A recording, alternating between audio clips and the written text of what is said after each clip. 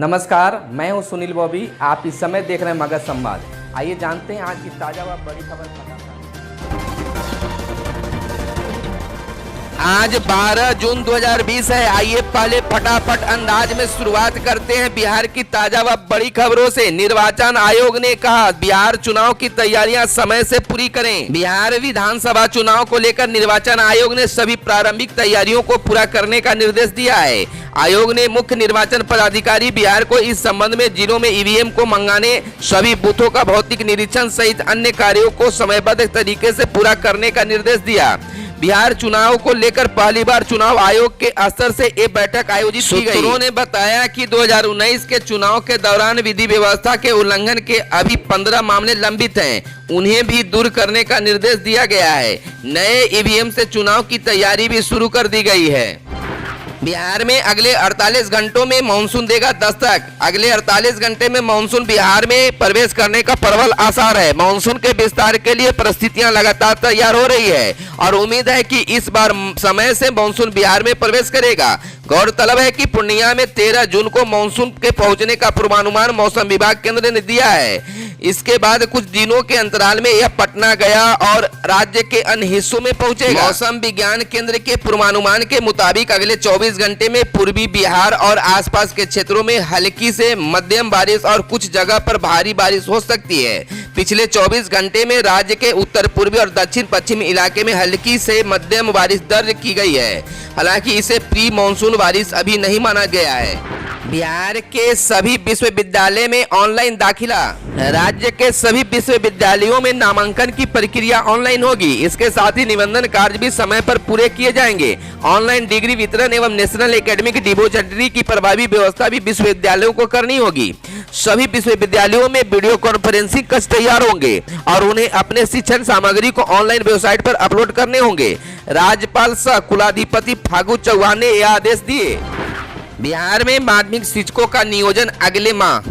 राज्य के सरकारी माध्यमिक उच्च माध्यमिक विद्यालयों में छठे चरण के नियोजन के तहत अंतिम रूप से चयनित 30,020 शिक्षक अभ्यर्थियों को अगले माह नियोजन पत्र मिल जाएगा। शिक्षा विभाग ने गुरुवार शाम मार्च आखिर में कोरोना संक्रमण की वजह से रोकी गई नियोजन प्रक्रिया का संशोधन शेड्यूल जारी कर दिया।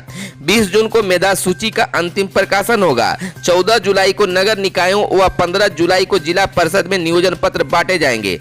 यह नियुक्ति शिक्षा विभाग के जरिए राज्य की सभी पंचायतों में 9वीं कक्षा की पढ़ाई आरंभ करने को लेकर ज्यादा जरूरी है। आपको बताते चले कि छठे चरण के तहत माध्यमिक उच्च माध्यमिक शिक्षकों के नियोजन की प्रक्रिया करीब 11 माह पहले आरंभ हुई थी। कई बार विभिन्न कारणों से इसके कार्यक्रम में बदलाव हुआ। 11,919 हाई स्कूल व 18,101 प्लस 2 में होंगे नियुक्ति। जिन 30,020 पदों पर नियुक्ति होगी उनमें से 11,919 पद हाई स्कूल जबकि 18,101 प्लस 2 शिक्षकों के पद हैं। पटना में 1,041, नालंदा में 577, भोजपुर में 765, बक्सर में 318, रोहतास में 376, कैमूर में 265, जहानाबाद में 242, गया में 372, औरंगाबाद में 469, सारण में 576, शिवहर में 44, वैशाली में 339, पूर्वी चंपारण में 494, दरभंगा में 697, समस्तीपुर में 401, मधुबनी में 253 हाई स्कूल शिक्षक नियुक्त होंगे। प्लस 2 में पटना में 980, नालंदा में 761, भोजपुर में 617, बक्सर में 310, वहीं रोहतास में 1008, गया में 1470, नवादा में 961, औरंगाबाद में 604, सीतामढ़ी में 588, वैशाली में 505, पूर्वी चंपारण में 789, पश्चिमी चंपारण में 464, दरभंगा में 740, मधुबनी में 737, सिवान में 616 शिक्षक पदों पर नियुक्ति हो रही है। बिहार में सिर्फ कंटेनमेंट जोन में लॉकडाउन। बिहार में सिर्फ कंटेनमेंट जोन में ही लॉकडाउन है। जनसंपर्क विभाग के सचिव अनुपम कुमार ने स्पष्ट कहा है कि लॉकडाउन के संबंध में बिहार में कोई नया निर्णय नहीं लिया गया है, ना ही कोई नया निर्देश दिया गया है। केंद्र सरकार द्वारा 30 मई को जारी दिशा निर्देश बिहार में यथावत लागू है। केंद्र सरकार की गाइडलाइन को ही राज्य सरकार ने अपनाया है। इस आलोक में सिर्फ कंटेनमेंट जोन में लॉकडाउन किया गया है। उन्होंने कहा है कि कंटेनमेंट जोन का निर्धारण जिलाधिकारी करते हैं। जिन क्षेत्र में कोरोना संक्रमण के नए मामले आते हैं इसे ईपी सेंटर मानते हैं। वहां की भौगोलिक स्थिति एवं बसावट को ध्यान में रखते हुए कंटेनमेंट जोन घोषित किया जाता है। कंटेनमेंट जोन में सभी घरों को विशेष रूप से स्क्रीनिंग कराई जाती है।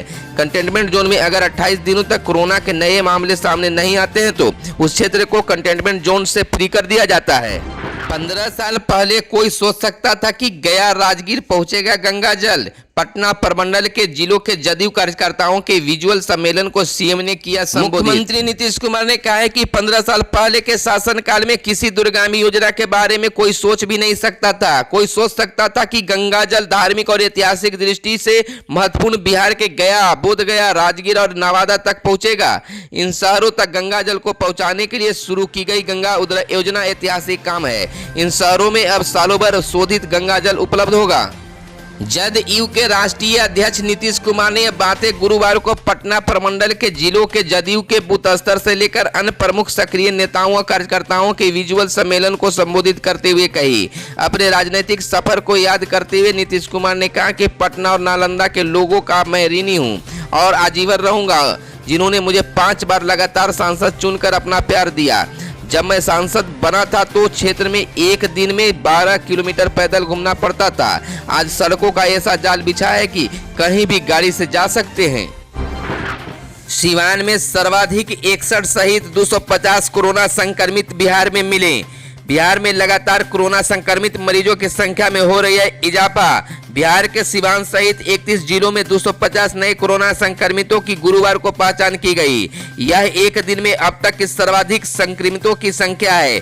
बुधवार को 243 नए मरीजों की पहचान की गई थी। इसके साथ ही राज्य में कोरोना संक्रमित मरीजों की संख्या बढ़कर 5,948 हो गई है। वहीं राज्य में अब तक 3,086 मरीज स्वस्थ हो चुके हैं, जबकि राज्य में कोरोना के अभी 2,686 एक्टिव मरीज हैं। राज्य में कोरोना संक्रमित 34 मरीजों की मौत हो चुकी है। सिवान में 61, मुंगेर में 36, औरंगाबाद में 19, मधेपुरा में 16, कैमूर भागलपुर में 10, भोजपुर में 9, बेगूसराय सारण में 8, खगड़िया गोपालगंज रोहतास में 7, दरभंगा में 6, नवादा में 5, कटिहार किशनगंज गया सहरसा में 4, शेखपुरा समस्तीपुर पटना में 3, पूर्णिया जमुई बक्सर लखीसराय जहानाबाद नालंदा में 2, सीतामढ़ी मधुबनी मुजफ्फरपुर अररिया में 1 नए संक्रमित मरीज मिले हैं। स्वास्थ्य विभाग के सचिव लोकेश कुमार सिंह ने प्रेस कॉन्फ्रेंस में बताया कि राज्य में अभी 325 कंटेनमेंट जोन है। कंटेनमेंट जोन का निर्धारण जिलाधिकारी के स्तर से किया जाता है। उन्होंने बताया कि अभी 34 कंटेनमेंट जोन को सामान्य जोन में बदल दिया गया है। सीटीईटी अभ्यर्थियों पर पुलिस ने किया लाठीचार्ज। सीईटी उत्तीर्ण अभ्यर्थियों पर इको पार्क के पास गुरुवार को पुलिस ने लाठीचार्ज कर दिया। बिहार शिक्षक बहाली में दिसंबर में उत्तीर्ण अभ्यर्थियों को भी शामिल करने की मांग को लेकर प्रदर्शनकारी सीएम आवास जा रहे थे। सभी शिक्षा सुधार रोजगार के बैनर तले इको पार्क के पास जमा हुए। वहां से आगे बढ़ने लगे तो पुलिस ने उन्हें रोका तो प्रदर्शनकारी नारेबाजी करने लगे, जिसके बाद पुलिस ने लाठीचार्ज कर उन्हें तितर बितर किया। इसमें कई अभ्यर्थी घायल हो गए। 3 महिला और लगभग 10 पुरुष अभ्यर्थियों को अधिक चोट आई है। शिक्षा सुधार रोजगार के महासचिव नीरज कुमार ने बताया कि अभ्यर्थी सीएम आवास जा रहे थे। पहले तो पुलिस ने आवेदन लिखने को कहा, लेकिन कुछ देर के बाद लाठीचार्ज करने लगी। इससे कई अभ्यर्थियों को काफी चोट आई है। इधर बता दें कि अभ्यर्थियों के मांग है कि प्रारंभिक शिक्षक बहाली में सीटीईटी दिसंबर 2019 के पास अभ्यर्थियों को भी मौका दिया जाए, जबकि शिक्षा विभाग द्वारा जारी शेड्यूल में केवल जुलाई 2019 के सीटीईटी अभ्यर्थियों को मौका दिया जा रहा है। नीरज कुमार ने बताया कि शिक्षा मंत्री ने हमें शामिल करने पर विचार करने का आश्वासन दिया था। इसी को लेकर मुख्यमंत्री से मिलने जा रहे थे। किसानों को लक्ष्य से दोगुना लोन देंगे सहकारी बैंक। राज्य के सहकारी बैंक इस साल किसानों को लगभग 4,000 करोड़ रुपए का लोन देंगे। लोन देने का लक्ष्य तो बैंक ने 2,374 करोड़ रुपए ही रखा है, लेकिन इसे दोगुना करने का संकल्प लिया है। गत वर्ष भी इस बैंकों ने लक्ष्य से लगभग 1.5 लोन दिया था। राज्य के किसानों की सुधी सहकारी बैंक ही ले पाते हैं। केसीसी देना हो या टर्म लोन, किसानों के लिए यही बैंक सहारा बनते हैं। खास बात यह है कि इन बैंकों को सरकार की ओर से कोई जमा राशि नहीं दी जाती है। ये किसानों से ही पैसा जमा कराते हैं और किसानों को ही लोन देते हैं। सरकारी नौकरियों में आरक्षण मौलिक अधिकार नहीं, सुप्रीम कोर्ट ने गुरुवार को एक मामले की सुनवाई करते हुए आरक्षण को लेकर बड़ी टिप्पणी की। तमिलनाडु में नीट पोस्ट ग्रेजुएट रिजर्वेशंस मामले में अदालत ने कहा है कि आरक्षण कोई बुनियादी अधिकार नहीं है। इसी के साथ अदालत ने तमिलनाडु के कई राजनीतिक दलों द्वारा दाखिल की गई एक याचिका को स्वीकार करने से इनकार कर दिया। स्कूलों को 3 चरणों में खोलने की अनुमति की मांग। Bihar public school and children welfare association ने सरकार से सभी स्कूलों को 3 चरणों में खोलने की अनुमति देने की मांग की है। संघ के अध्यक्ष DK सिंह ने कहा है कि 16 जुलाई से कक्षा 6ठी से 12वीं की पढ़ाई सारे नियमों का पालन करते हुए 50% बच्चों के साथ शुरू कराया जाए। दूसरे पेज में 1 अगस्त से कक्षा 1 से 5वीं तक की पढ़ाई कराने के लिए स्कूल खोलने का आदेश दिया जाए। माउंटेनियरिंग के बच्चों के लिए 16 अगस्त से स्कूल खोलने की अनुमति दी जाए। खबरों में आज बस इतना ही। अगर यह वीडियो आपको पसंद आया हो तो एक लाइक जरूर करें। अगर अब तक हमारे चैनल को आपने सब्सक्राइब नहीं किया है तो चैनल को कर ले सब्सक्राइब, ताकि बिहार के साथ देश दुनिया की खबरों से आप रहें अपडेट। धन्यवाद। जय हिंद, जय भारत, वंदे मातरम।